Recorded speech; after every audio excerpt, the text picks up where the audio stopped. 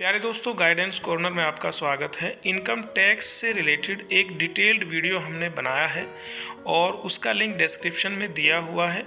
तो मैं गुजारिश करूंगा कि आप इस वीडियो को देखने से पहले उस वीडियो को आप देखिए। उससे आप इनकम टैक्स कैलकुलेशन और टैक्स के बारे में पूरी जानकारी ले लेंगे। ये वीडियो हमने सिर्फ ओल्ड टैक्स रिजीम के हिसाब से टैक्स कैलकुलेशन किस तरीके से करते हैं ये बताने के लिए हमने ये वीडियो बनाया है। तो यहाँ हमने एक एग्जाम्पल के तौर पर लिया है कि एक ऐसा वेतनभोगी व्यक्ति है जिसकी इनकम 8,34,076 रुपये है पूरे साल की। तो यहाँ HRA अगर आप घटाना चाहें तो HRA घट सकता है, उसके लिए आपको रेंट एग्रीमेंट की स्लिप देनी होगी। तो इसलिए यहाँ इन्होंने ये HRA नहीं घटाया है। उसके बाद में आपका मानक कटौती है जो 50,000 रुपये की होती है। तो ये 50,000 रुपये यहाँ आपका इसने कम कर दिया। तो ये 50,000 रुपये घटाने के बाद में यहाँ 7,84,076 रुपये बचता है। अब ये गृह ऋण के जो पुनर्भुगतान इन्होंने किया है वो 24,525 रुपये है। ये 24,525 रुपये ये भी आपने इसमें से घटा दिया। तो इस तरीके से जो इनकी इनकम बचती है 7,59,551 रुपये बचती है। अब हम आगे चलते हैं। उसके बाद में धारा 80C के तहत जो छूट है GPF, NSC वगैरह और GIC, तो इसमें इन्होंने NSC लिया है 50,000 रुपये का, GIC है 1,044 रुपये, वही जो 87 रुपये आपके पर मंथ कटते हैं। और इनका पर्सनल बीमा भी है 24,000 रुपये का। और इसके अलावा ट्यूशन फ़ीस इन्होंने दिखाई है 25,000 रुपये। ट्यूशन फ़ीस आप 2 बच्चों की दिखा सकते हैं, जैसा ये पर्सनल बीमा था इनका और ये ट्यूशन फ़ीस थी 25,000 रुपये। तो ये 2 बच्चों की आप दिखा सकते हैं। और इसके अलावा 80G के तहत भी इन्होंने डोनेशन दिया है, 50,000 रुपये इन्होंने प्रधानमंत्री राहत कोष में दिया है। तो इस तरीके से हम देखते हैं कि जो टोटल इन्होंने 80C के तहत जो बचत की है वो 1,50,044 रुपये थी, लेकिन इसमें जो अधिकतम सीमा है वो 1,50,000 रुपये है। तो इसलिए ये 1,50,000 रुपये हमने यहाँ लिखी है।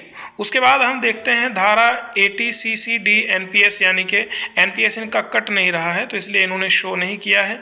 और धारा 80D के तहत यानी कि जो आपका मेडिकल इंश्योरेंस होता है वो अधिकतम 25,000 रुपये होता है, तो उन्होंने यहाँ 25,000 रुपये ही दिखाया है।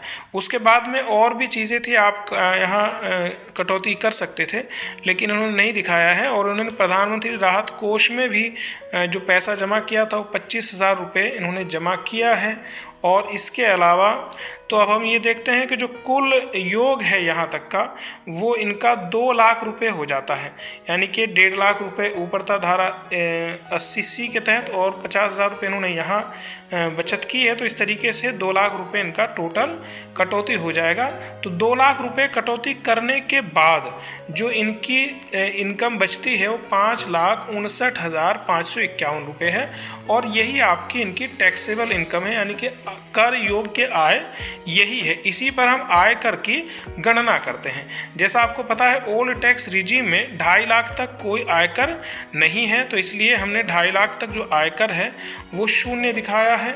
और उसके बाद में 2.5 लाख से 5 लाख तक 5% है। तो जो 2.5 लाख रुपए बनते हैं उसका 5% 12,500 रुपये होता है। अब चूँकि इनका 5 लाख से ऊपर 5,59,551 रुपये तक है, तो इसलिए 59,551 रुपये जो बचता है उस पर 20% टैक्स है। और उस 20% के हिसाब से इन पर 11,910 रुपये 20 पैसे का टैक्स बनता है। फिर हम आगे चलते हैं तो आगे हम ये देखते हैं कि जो कुल आयकर है, यानी कि ये हम जोड़कर बताते हैं तो 24,410 रुपये आ जाता है। 24,410 रुपये इन्हें कुल आयकर होगा। अब चूँकि सेस भी लगता है यानी शिक्षा उपकर लगता है, तो इसका 4% हम निकालते हैं तो वो 976 रुपये होता है। और इस तरीके से इनका जो कुल आयकर बनता है वो 25,386 रुपये बनता है। कई जगह ऐसा होता है कि आपका इनकम टैक्स पहले से काटते रहते हैं, जैसा 1,000 रुपये प्रति माह अगर आपकी कटौती हो रही है तो इस तरीके से टोटल 12,000 12,000 रुपये आपका कट जाता है। तो 12,000 रुपये ये यहाँ से और कम हो जाएगा। इस तरीके से 13,386 रुपये इनका टोटल जो टैक्स बनेगा वो हो जाएगा।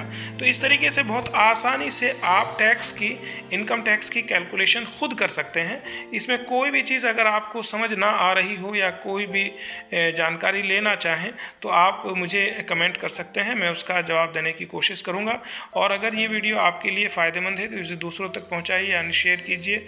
और इस तरह की और दूसरी गाइडेंस से रिलेटेड वीडियोस देखने के लिए इस चैनल को सब्सक्राइब कीजिए। बहुत बहुत शुक्रिया। जय हिंद।